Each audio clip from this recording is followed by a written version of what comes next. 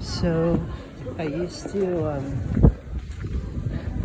get really sad when it was time, when I was visiting my great grandfather, and when it was time to go home back when I was visiting. I'd be visiting him, and I would cry.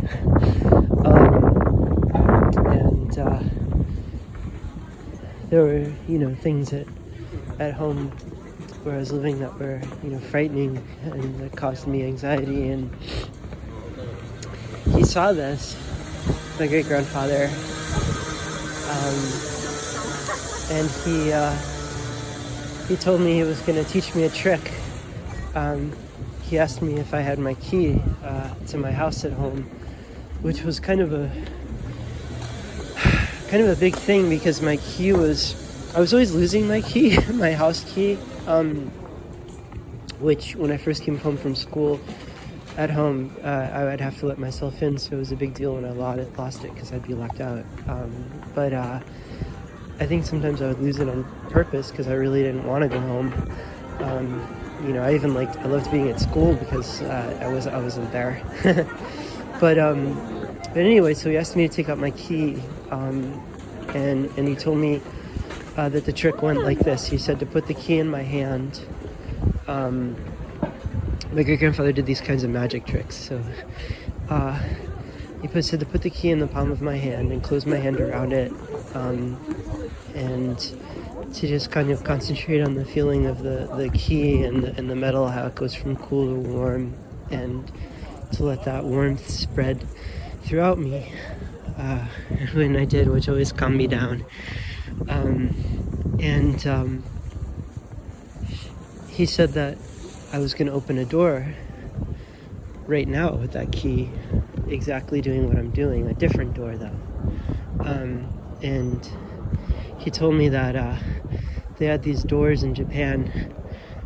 He said in Japan the doors are like whole walls of a room, like the whole wall of a room is a door, and that it's made of rice paper that you can kind of see through, but not really. Like you can see shapes and sort of light and shadow, but you can't really see things clearly through it.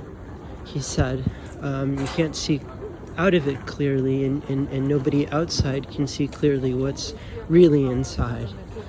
And he said that what we're gonna do is we're gonna open. He said I have a door like that. He says every person does. And he says that right now that door is closed and locked. And he said that though when you're happy, he said whenever you're really happy or something really wonderful happens, or you're with someone or something or doing something that you love, he said that door is open, it's wide open.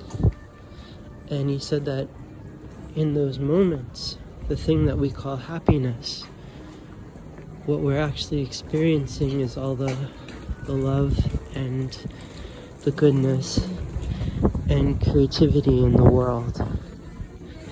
We're experiencing the fact that it's right there with us, and inside and outside of us. But he said the thing is, it's always there. He said those things are always present, always, every moment, every second of our lives. And he told me that the thing is that we close the door when we're afraid, or when we're scared, or when something bad happens, and we even lock it, so it's really hard to open it. And he says when that happens, nobody can see all the love and good and creativity inside, and it can't get out. And you can't see all the love and the good and the creativity that's outside, and you can't even see clearly out. You can't really see what's going on truly, or how things truly are. And nobody on the outside can see how things truly are inside. And he said that the whole world actually exists in a constant state of transformation. Everything in the universe is being transformed into something else continually. That's all everything is.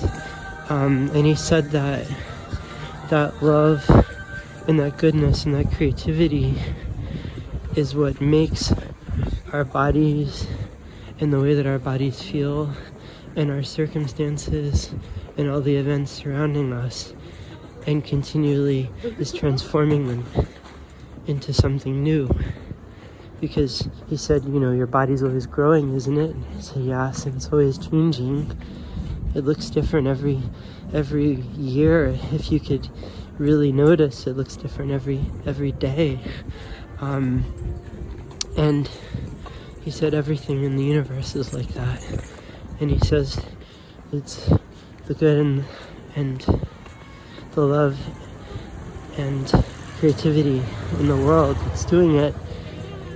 And so he said that we're gonna unlock that door now, and he told me to open it, and I did. I opened it wide, and I could feel it all rushing in, and he looked at me and he said he could feel all the love and the goodness and creativity in me rushing out. Like he could see it, he could feel it coming from me and see it in my face and understand it. And everything felt so much better. I understood everything so much more. And he said that pretty soon I wouldn't need the key for the trick at all. He said that I could forget all about the key, and soon he said I wouldn't even need to open the door because it would always be open except for a second here or there, and I'd realize it and open it right away. But it was the best holiday season ever. I went home and I wasn't afraid.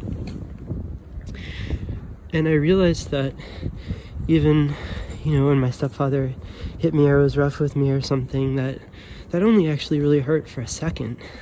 Just a few minutes, maybe it stung, but it was the closing of that door that I was afraid of. The door would slam, and then all my sense of the love and the good and the creativity in the world would go away. And when I was afraid, it was the same thing, the horrible feeling, because my great-grandpa said it feels horrible to have the door closed. The horrible feeling was having the door closed. After that, I was able to play his game and keep the door open, and it was the best holiday season ever, not counting all the ones that followed.